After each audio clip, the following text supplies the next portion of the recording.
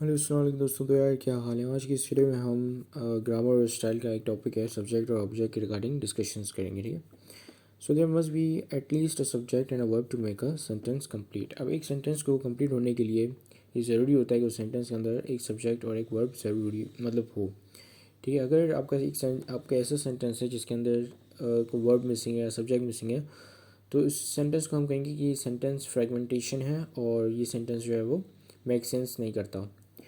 ठीक है। Many times verb also need a direct object. ठीक है। अब जाहिर सी बात है, अगर एक वर्ब है और एक सब्जेक्ट है तो उसके साथ साथ समटाइम्स ऐसा होता है कि ये दोनों मिलकर भी एक सेंस नहीं बना पाते हैं। ठीक है। तो जिसकी वजह से एक डायरेक्ट ऑब्जेक्ट का होना भी ज़रूरी हो जाता है। अच्छा, जो डायरेक्ट ऑब्जेक्ट होता है वो कौन सा होता है? डायरेक्ट ऑब्जेक्ट वो होता है जिसके साथ सब्जेक्ट जो है डायरेक्टली लिंक्ड हो। ठीक है। यानी कि डायरेक्ट सब्जेक्ट जो है कोई एक्शन करे और जिस ऑब्जेक्ट के थ्रू अगर कोई सब्जेक्ट एक्शन करता है उस वो ऑब्जेक्ट जो होगा आपका डायरेक्ट ऑब्जेक्ट। और जो इनडायरेक्ट ऑब्जेक्ट होता है वो उस एक्शन का रिसिपिएंट होता है। ठीक है। यानी कि वो रिसीव करता है वो एक्शन को। जैसे कि अगर मैं कहूँ कि Ali threw a ball Ali threw a ball या threw a ball at Qasim. ठीक है। सो जो थ्री होगा दैट इज़ योर वर्ब। ठीक है। और बॉल जो है वो डायरेक्ट ऑब्जेक्ट होगा और जिसको लगी वो बॉल या जिसके पास गई वो इनडायरेक्ट ऑब्जेक्ट होगा। और जो आपका सब्जेक्ट होगा वो कौन होगा? जो कि एक्शन को इनिशिएट कर रहा है, जो कि बॉल फेंक रहा है। ठीक है। सो वो आपका सब्जेक्ट होगा। राइट। अच्छा, तो सब्जेक्ट और ऑब्जेक्ट में ये डिफरेंस होते हैं। आपके सब्जेक्ट और ऑब्जेक्ट दोनों नाउंस होते हैं और दोनों के पास डिफरेंट प्रोनाउंस होते हैं। ठीक है। बाज़ों का सेम भी होते हैं लेकिन कुछ सिनेरियो में डिफरेंट प्रोनाउंस होते हैं दोनों के पास। ठीक है। और अगर आप ऑब्जेक्ट का प्रोनाउन सब्जेक्ट में यूज़ करते हो तो तभी भी आपका जो सेंटेंस है वो गलत माना जाएगा। अच्छा, अब आगे आगे देखते हैं। All of these are called as components, any of them if missing the results in sentence fragmentation. ठीक है। अब ये subject verb object direct object indirect object ये तमाम के तमाम हम इनको कंपोनेंट्स बोलते हैं किसी भी एक सेंटेंस के। तो इनमें से अगर कोई भी मिसिंग होता है तो ऑब्वियसली आपका सेंटेंस मेक सेंस नहीं करेगा, तो जिसकी वजह से यहाँ पे आपके पास सेंटेंस फ्रेगमेंटेशन का इश्यू आ जाएगा। ठीक है।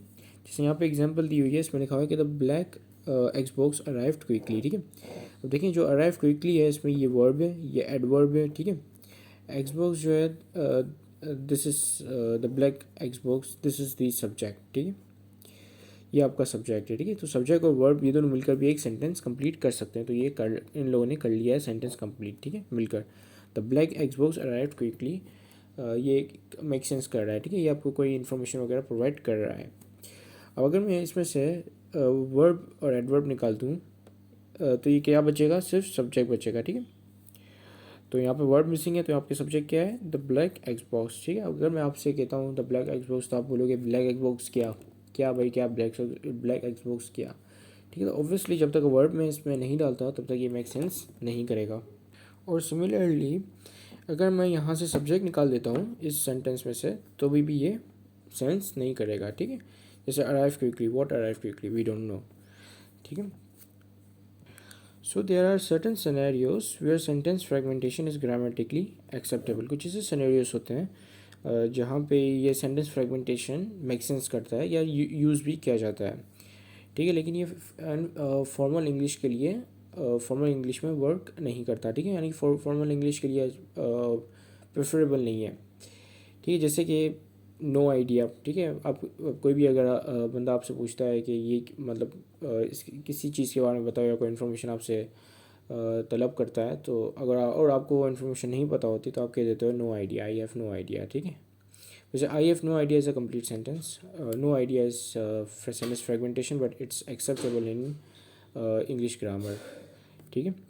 फिर आपके पास है गो अहेड। ठीक है। There again subject is missing and there is also a subject missing. फिर आपके पास है हेयर टुडे, गोइंग टुमारो।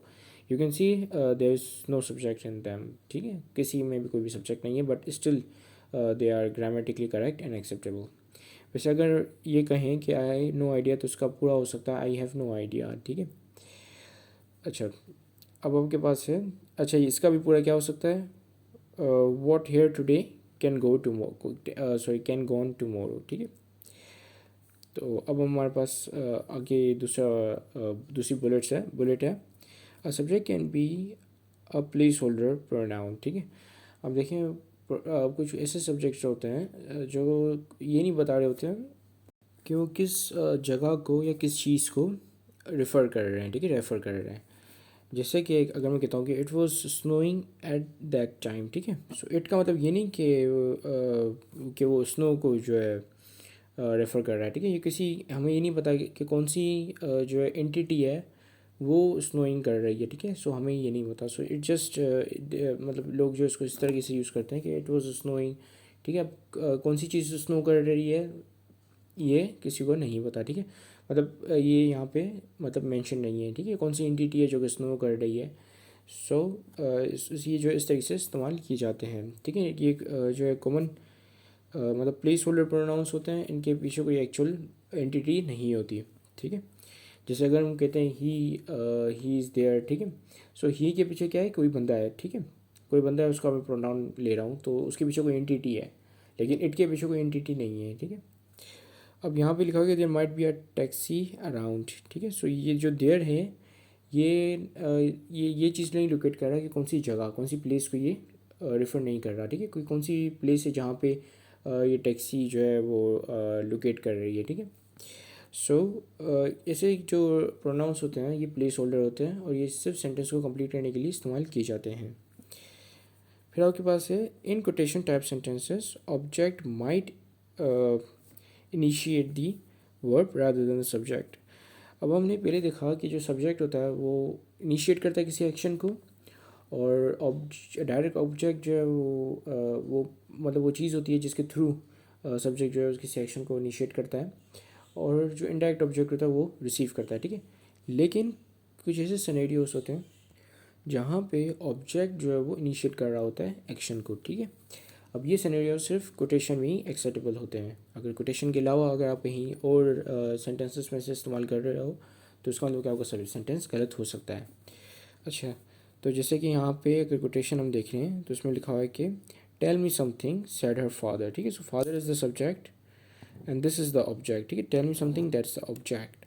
ठीक है, सेड हर फादर, तो देखिए ऑब्जेक्ट पहले आ रहा है, यहाँ पे सब्जेक्ट्स हैं। ठीक है, सो कोटेशन के अंदर ये एक्सेप्टेबल है। अगर आप कोई ऐसा सेंटेंस यूज़ करो जिसमें कोटेशन है, सो ये एक्सेप्टेबल होगा। Otherwise this is not much preferable way to write a sentence.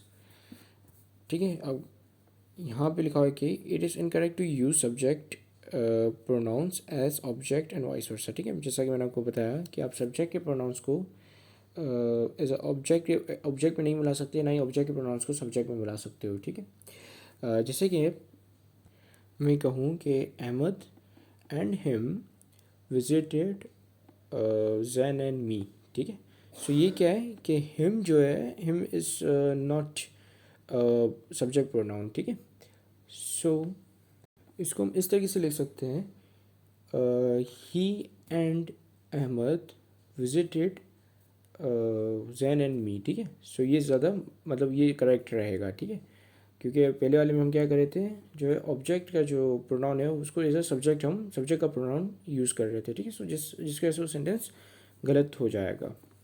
तो इसी के साथ ही this is it. Thank you very much for watching this video. Have a great day and अल्लाह हाफिज़।